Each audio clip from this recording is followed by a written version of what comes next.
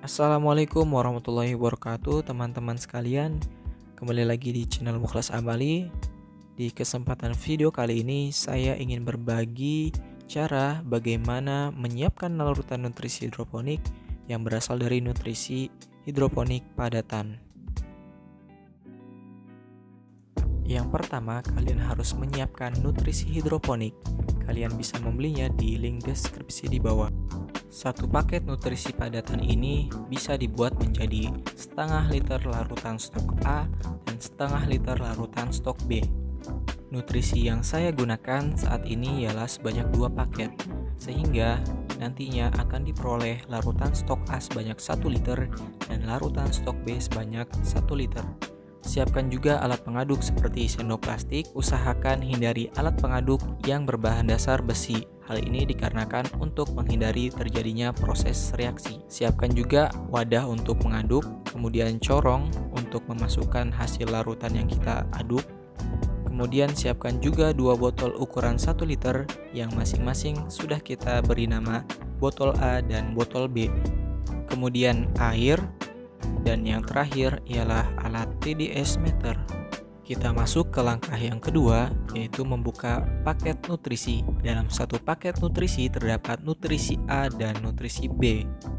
Pada beberapa produk nutrisi hidroponik, kerap kali terdapat panduan, seperti panduan pembuatan larutan stok dan panduan dalam pemakaian larutan stok.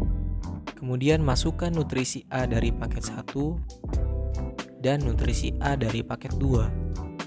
Kemudian masukkan air secukupnya dan pastikan kurang dari 1 liter. Aduk dengan sendok plastik hingga garam nutrisi menjadi larut. Setelah garam-garam nutrisi A larut, maka kita masukkan ke dalam botol dengan bantuan corong. Apabila larutan stok A belum memenuhi 1 liter botol, maka dapat ditambahkan air hingga memenuhi 1 botol air. Kemudian kocok kembali botol larutan stok A agar larutan stok menjadi merata. Begitupun pada nutrisi B, lakukan hal yang serupa pada nutrisi B sesuai yang dilakukan pada nutrisi A. Dan didapatkan hasil yang sama, yaitu larutan stok B sebanyak 1 liter. Bila Anda menggunakan satu paket nutrisi, maka masing-masing larutan stok A maupun stok B diperoleh larutan stok A sebanyak 500 ml dan larutan stok B 500 ml atau setara dengan setengah liter. Di sini kita telah memiliki larutan stok A dan B yang telah kita buat. Lalu siapkan juga air bersih sebanyak 990 ml air. Kemudian ini adalah 5 ml larutan stok hasil pelarutan dari nutrisi padatan, baik nutrisi A maupun nutrisi B. Langkah selanjutnya adalah teman-teman memasukkan 5 ml larutan stok A dan 5 ml larutan stok B ke dalam 990 ml air sehingga larutan menjadi 1000 ml atau setara dengan 1 liter air. Ini 5 ml larutan stok B dan ini 5 ml larutan stok A. Perlu teman-teman tahu bahwa tidak semua larutan stok pada nutrisi hidroponik memiliki warna yang sama.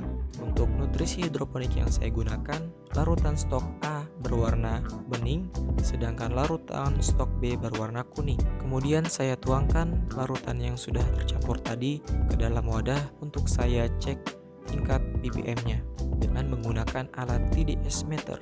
Aduk larutan yang sudah tercampur tadi agar lebih merata dengan menggunakan pengaduk yang tidak terbuat dari bahan besi. Kemudian saya hidupkan alat TDS meternya dengan menekan tombol on off pada alat tersebut dan pastikan display pada alat tersebut berangka 0 atau netral. Kemudian masukkan ujung dari alat TDS meter ke dalam permukaan larutan yang sudah tercampur. Hasil ppm yang diperoleh yaitu sebesar 149 dan pada bagian kanannya terdapat keterangan kali 10, artinya ppm sebesar 1490 ppm. Kita juga bisa mengecek suhu pada larutan tersebut dengan menekan tombol temperatur. Kita bisa memperoleh suhu dengan satuan derajat Celcius dan satuan derajat Fahrenheit. Untuk komoditas pakcoy, ppm sebesar 1490 masih berada pada kisaran kebutuhan ppm atau kepekatan nutrisi bagi pakcoy. Akan tetapi, pada komoditas lada hanya membutuhkan ppm sebesar 500 hingga 800 ppm. Kita bisa menurunkan ppm pada larutan tersebut dengan menambahkan air. Pertama, kita bisa menambahkan 500 ml air bersih. Pengenceran larutan dengan menambahkan 500 ml air menghasilkan ppm sebesar 1120 ppm. Oleh karena itu, kita bisa menambahkan 500 ml air bersih kembali agar tingkat ppm tidak terlalu jauh dari kisaran komoditas pada selada. Dan hasil yang diperoleh setelah ditambahkan 500 ml air kembali sebesar 845 ppm, dan angka tersebut masih berkisar untuk kebutuhan ppm pada selada.